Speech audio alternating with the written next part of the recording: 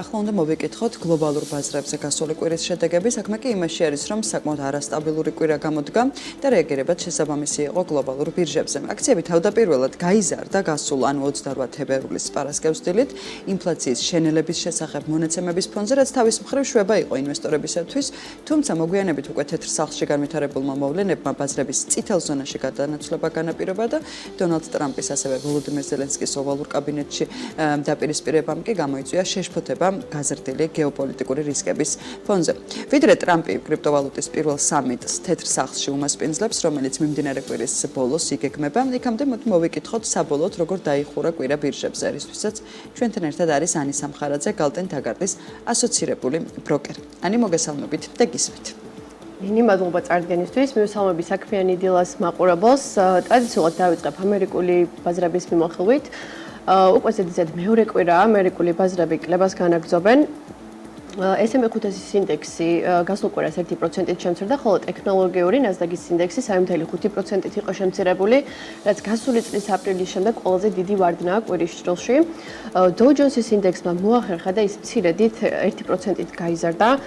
ზოგადად ბაზრებზე კრება სხვადასხვა გეოპოლიტიკურ და კორპორატიულ სიახლეებს უკავშირდება.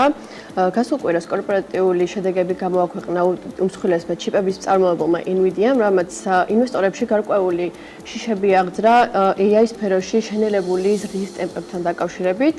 ასევე ინვესტორების განწყობა გაუარეს თამაშ შემდეგ, რაც დონალდ ტრამპმა დაადასტურა მანამდე გადავადებული ტარიფების დაწესება კანადის, მექსიკისა და ჩინეთის სახელმწიფოებისათვის, რომელიც დღეიდან შევა ძალაში და ასევე როგორც გეოპოლიტიკური დაძაბულობა გამწვავდა მას შემდეგ, რაც პრეზიდენტ ტრამპი და ზელენსკი შეხვდნენ თეთრ სახლში, რომლებიც შეიკრიბნენ იმისთვის, რომ განეხილათ რუსეთ-უკრაინის ომი და ასევე პოტენციური წიაღისეულების შეთანხმება, თუმცა მათი შეხვედრა საკმაოდ დაძაბულად გარიმართა და ისინი ვერ შეთანხმდნენ და როგორც უკვე დღის დილით გახდა ცნობილი, დონალდ ტრამპმა შეუჩერა უკრაინას ყველანაირი ტიპის დახმარება. ასევე საგრძნობლად შეიცვალა ბაზრებზე არსებული სიტუაცია დონალდ ტრამპის მიერ კვირას გაკეთებული განცხადების შემდეგ, რომელმაც ამერიკის სტრატეგიული კრიპტორეზერვის შექმნა დაანონსა. კრიპტორეზერვში წამყვანი 5 კრიპტოვალუტა გაერთიანდება, რომლებიც არის ბიტკოინი, ეთერიუმი, XRP, Solana და Cardano. მისი განცხადებით, ეს ყველაფერი კრიპტოინდუსტრიის განვითარებისთვის საკმაოდ მნიშვნელოვანი ნაბიჯი იქნება და მან ხაზგასმით ახსენა, რომ ამერიკა გახდება მსოფლიოს კრიპტო დედაქალაქი, სადაც ძალიან დიდ როლს ზუსტად ეთერიუმი და ბიტკოინი ექნებათ. ასევე მნიშვნელოვანი ცვლილებები შეიძლება მოიტანოს ამ ყველაფერმა ფინანსურ და ტექნოლოგიურ სფეროშიც და ამ ყველაფერმა ძალიან პოზიტიური განწყობა შექმნა ინვესტორებში, რის შედეგადაც კრიპტოვალუტების ფასები და მათ შორის მათთან დაკავშირებული აქციის ფასები საგრძნობლად გაიზარდა და კვირას გაცხადების შემდეგ მათი ფასები, მაგალითად XRP-ის ფასი 33%-ით გაიზარდა, Solana-ს 22%-ით, ხოლო ბიტკოინის ფასი 10%-ით გაიზარდა და მან $94,000 ნიშნულს მიაღწია. ზოგადად აღსანიშნავია, რომ ბაზარი ძალიან ვოლატილური არის პრეზიდენტ ტრამპის განცხადებების და გადაწყვეტილებების მიმართ და სამომავლოდაც მოსალოდნელია, რომ მის რადიკალურ გადაწყვეტილებებს შეიძლება დიდი ყევები მოყვეს გლობალურ ბაზრებზე. რომ გადავინაცვლოთ კორპორატიული სიახლეების ნაწილშიც, როგორც აღვნიშნე, კვარტალური შედეგების გამოქვეყნება ჰქონდა ჩიპების წარმოებელ გიგანტს Nvidia-ს, რომელმაც ფენომენალური შედეგები აჩვენა ყველა მიმართულებით და გადააჭარბა ინვესტორების მოლოდინებს. კომპანიამ შემოსავლები 78%-ით გაზარდა და $39 მილიარდ მიაღწია, ხოლო წმინდა მოგება წინა წელთან შედარებით გაორმაგა და $22 მილიარდამდე გაზარდა. შემოსავლების უდიდესი ნაწილი კომპანიის data ცენტრების ბიზნესს უკავია, რომელიც 1 წლის მანძილზე 93%-ით გაიზარდა.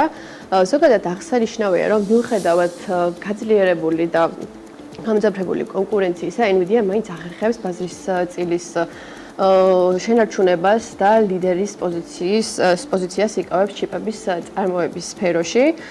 ასევე Nvidia მოახერხა ბოლო 2 წლის მანძილზე გამختارიყო მსოფლიოში სიდიდით მეორე კომპანია და მისი მარკეტ კაპიტალიზაცია $3 ტრილიონამდე გაიზარდა, ხოლო აქციის ფასები კი 400%-მდე. კომპანიის ზრდასთან ერთად, რა თქმა უნდა, ბუნებრივია, რომ მისი ზრდის ტემპები შედარებით მცირდება, თუმცა ამ ყველაფერს არც თუ ისე გაგებით ეკიდებიან ინვესტორები, რის გამოც შედეგების გამოცხადების შემდეგ Nvidia-ს აქციის ფასი 8%-ით შემცირდა. საინტერესო კვირა იყო ასევე Snowflake-ისთვის, რომელიც არის software კომპანია მონაცემთა ანალიტიკის მიმართულებით. მანაც კვარტალური შედეგები გამოაქვეყნა გასულ კვირას, რომელმაც მოლოდინებს გადააჭარბა, რის გამოც აქციის ფასი 11%-ით გაიზარდა. კომპანიამ შემოსავლები 27%-ით გაზარდა და $956 მილიონ დოლარს მიაღწია. ასევე კომპანიაში რამდენიმე სამომავლო გეგმაზე ისაუბრეს, მათ შორის არის პარტნიორობა Microsoft-თან, რომელსაც OpenAI-ის მოდელებთან ინტეგრაციაში დაეხმარება და ასევე ისაუბრეს სამომავლო გეგმაზე, რომ შეიძინონ AI სტარტაპ კომპანია Datavalo. მომავალში ელოდებიან, რომ შემოსავლები დაახლოებით 24%-ით გაიზრდება კომპანიაში და ასევე პოზიტიური მოლოდინები აქვთ Goldman Sachs-ის ანალიტიკოსებსაც, რომლებიც ფიქრობენ, რომ კომპანიას ყველანაირი ბერკეტი აქვს იმისთვის, რომ იყოს ლიდერი კომპანია AI სფეროში. რომ გადავინაცვლოთ ევროპასა და აზიაზეც, როგორც ამერიკაში, აქაც საკმაოდ ტურბულენტური კვირა იყო. ევროპის ინდექსები შედარებით პოზიტიურად იყვნენ წინა კვირას და წამყვანი ინდექსები, როგორც არის TOXX 600 ინდექსი, DAX-ი და FTSE ინდექსი გაიზარდნენ, რადგანაც პოზიტიური შედეგები აჩვენეს კომპანიებმა. თუმცა აზიაში, როგორც ამერიკაში, საკმაოდ დაღმავალი ტრენდი შეინიშნება.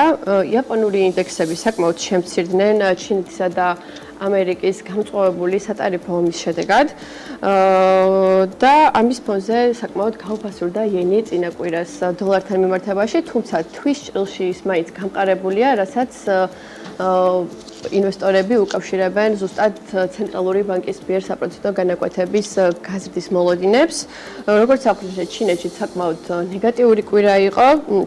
შანხაის კომპოზიტური ინდექსი 1.7%-ით, ხოლო CSI ინდექსი 2%-ით შემცირდა. მიმდინარე კვირა საკმაოდ მნიშვნელოვანი იქნება, რადგან ჩინეთში იქნება ორი სხვადასხვა სამიტი, სადაც სხვადასხვა ეკონომიკურ და პოლიტიკურ გადაწყვეტილებებს მიიღებენ და ბევრად უფრო თვალნათელი გახდება სამომავლო გეგმები ჩინეთის ეკონომიკაში. რაც შეეხება ამერიკაში, მიმდინარე კვირა საკმაოდ მნიშვნელოვანი იქნება, ბევრი სხვადასხვა ეკონომიკური მაჩვენებლები გამოქვეყნდება, მათ შორის იქნება თებერვლის დასაქმების მაჩვენებლები და ასევე ხვალ დონალდ ტრამპი კონგრესის წინაშე წარდგება, ხოლო პარასკევს ის თეთრ სახლში უმასპინძლებს პირველ კრიპტო სამიტს, სადაც კიდევ უფრო მეტი ინფორმაცია გახდება კრიპტორეზერვის შესახებ. ხოლო რაც შეეხება კვარტალურ შედეგებს, გამოქვეყნებენ ისეთი კომპანიები, როგორიც არის CrowdStrike, Broadcom და Costco. დღეისათვის სულ ეს იყო.